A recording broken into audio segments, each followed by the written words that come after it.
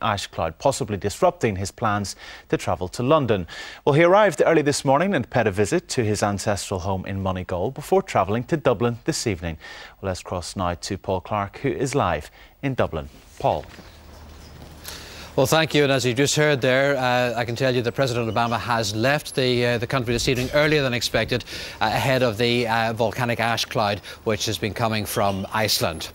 Well, let me tell you that Dublin is calm this evening, but 5 hours ago, and only a few hundred yards from here, the city centre was heaving. Thousands of people had come to College Green in front of Trinity College to see the star of the show, Barack Obama. Sharon O'Neill was among the crowd. As homecomings go, you couldn't get better than this. Barack Obama may not have been born here, but the fact the US president can even trace one relation to Ireland is enough for the people to come out and claim him as their own.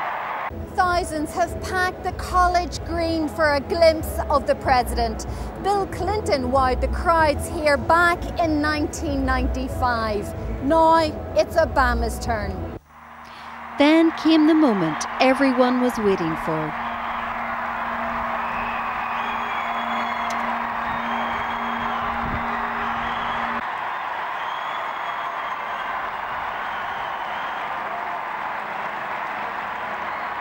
Thank you.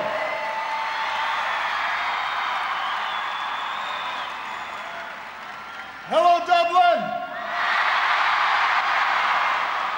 Hello, Ireland. My name is Barack Obama of the Moneygall Obamas. And I've come home to find the apostrophe that we lost somewhere along the way.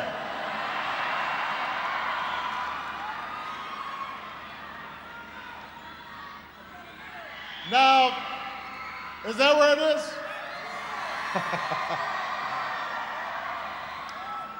Some wise Irish man or woman once said that broken Irish is better than clever English. So here goes.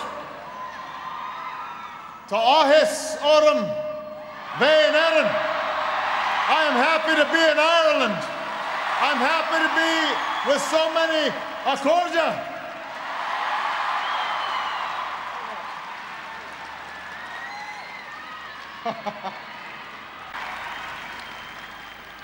It certainly feels like 100,000 welcomes.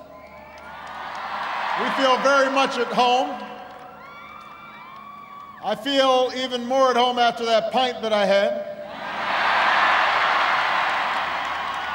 Feel even warmer. In return, let me offer the hearty greetings of tens of millions of Irish Americans who proudly trace their heritage to this small island. The President praised Ireland's place in the world today and that very strong bond with his country.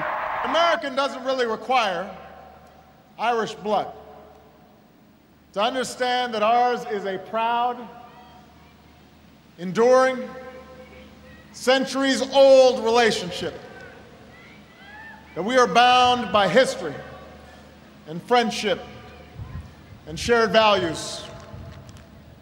And that's why I've come here today as an American president to reaffirm those bonds of affection. Then he left people with this inspiring message. Think about all that we've done together. Remember that whatever hardships the winter may bring, springtime's always just around the corner.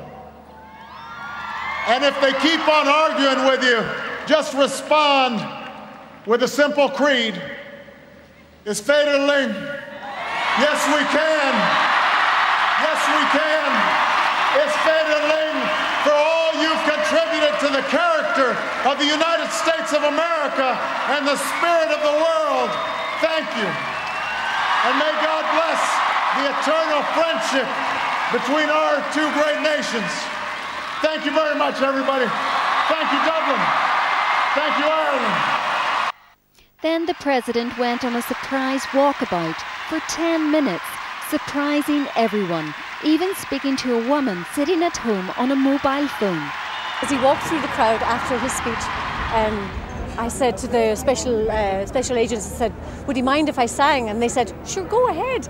So I started the Star Spangled Banner, and as I was singing, he came along and he stopped and he said hello. And he shook my hand, and I was singing. He said, you know what? He said, that's great. He said, you deserve a kiss. And he gave me a big kiss on my cheek. I was so excited. He came around and shook both of our hands, and Michelle Obama gave me a hug. And what did that feel like? Amazing. It was so good. Got to shake his hand and just basically yelled out things like "Go Bulls" and 4 more years and things like that. It was good fun. And did he say anything in return? He goes, "That's what I want to hear." He was brilliant with the crowd, wasn't he? It was great. It was mad, like him and then Michelle and all, they were just like all coming over talking to us and all, so it was crazy. And what about you? I'm just in total shock at the minute. I just can't even remember what happened. One minute he was in front of me and he was shaking my hand and he was signing pieces of paper, and it was just amazing. And then afterwards Michelle just came along and she looked absolutely stunning, and it was just, wow, mind blown. It was just amazing. It was a once in a lifetime opportunity, and both of them are just so nice, and I couldn't believe they were in front of me. I was like, Barack Obama's actually in front of me shaking my hand. It was extraordinary. Indeed, it was an extraordinary day, one they'll never forget. Sharon O'Neill, UTV Live Tonight, Dublin. Well, our political editor Ken Reid is with me, and I believe, Ken, that the premature departure tonight has caused 1 or 2 logistical problems in Dublin. Well, the President does have a state visit in the UK in London tomorrow, so the decision was taken in the circumstances. It was best for him to travel over, and he did that a couple of hours ago, but there are consequences with that, because originally it was thought that he would stay tonight in the Ambassador's residence in the Phoenix Park, but that decision was changed, and in fact the city centre hotel was booked out. Now he's not staying there, so we have an empty city centre hotel tonight in Dublin. Ken, put today into context for me, will you? I thought it was hugely significant. This man does show business very, very well. We saw it in Moneygall, kissing the babies, drinking the pint of Guinness and all of that. And then in Dublin, it was a privilege to be there. Thousands and thousands of people, right from College Green, right down to Dublin Castle. You could see the crowds, and he delivered a speech. Yes, we can. I know it's a cliche, people were expecting it. He captured the mood, and he seemed genuine about his interest in Ireland and, of course, his own pedigree coming from Moneygall a long, long time ago. I also thought it was highly significant for Enda Kenny, the Taoiseach. He's taken over the Prime Minister's job in this country at a very difficult time, but what a week he's had. He's had the Queen's visit, which everybody here, and I think elsewhere, has seen as a triumph. And then today, he played what we would call in Belfast a blinder, in the sense that I thought his speech was also excellent before President Obama made his delivery. Yeah, Ken, there's a lot of wind around us tonight, so if you're hearing the sounds of the wind, it's very, very blowy here.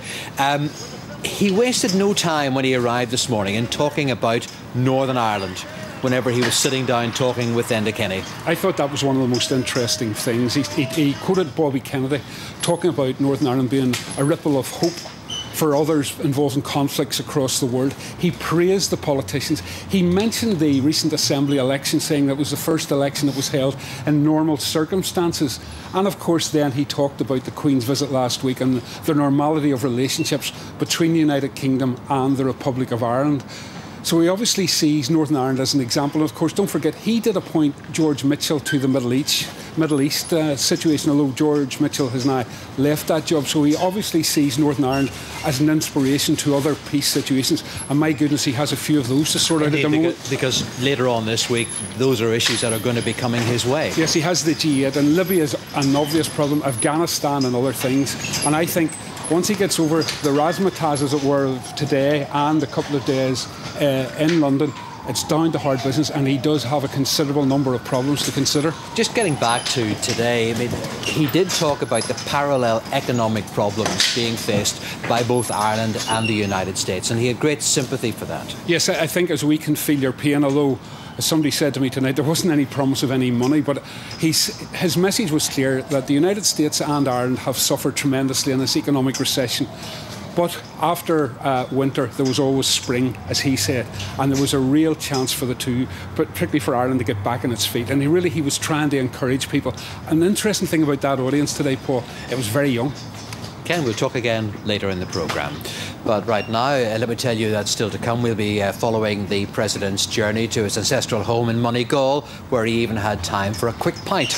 Join us again in a couple of minutes. Again from Dublin, you're watching an extended edition of UTV Live tonight. When Barack Obama met the Taoiseach Enda Kenny, he said the success of the political process in Northern Ireland should be a lesson for other parts of the world. As Alison Fleming reports, President Obama also said that America and Ireland are linked by blood. It was just after 9:30 this morning that Air Force One landed at Dublin Airport. In blustery and wet conditions, the President emerged from the aircraft with his wife Michelle. There was a wave and a broad smile from the world's most powerful man. The couple were met by Irish Deputy Prime Minister Eamon Gilmore, his wife Carol, and the US Ambassador to Ireland, Dan Rooney. The Obamas then boarded their helicopter Marine One to fly the short distance to Aras an Uachtaráin. There they were met by President Mary McAleese and her husband Martin. Hello. Madam President, so nice to see you. Thank you so much. I'm thrilled to be here. The US President took part in a tree planting ceremony in the grounds of the Aras before school children rang the peace bell. Mr Obama then travelled to Farmley for a meeting with Taoiseach Enda Kenny and his deputy Eamon Gilmore. It lasted about 45 minutes. They discussed the country's economic situation and other issues. And afterwards, the President praised the peace process in Northern Ireland. How inspired we have been by the progress that's been made in Northern Ireland. Because it speaks to the possibilities of peace and people in long-standing struggles being able to reimagine their relationships. The President left with a hurling stick in his hand. He had a private meeting with staff at the American Embassy in Dublin before setting off for Moneygall in County Offaly, home of his great-great-great-grandfather, Falmouth Kearney. But the send-off wasn't without incident, as the presidential car, known as the Beast, had trouble leaving.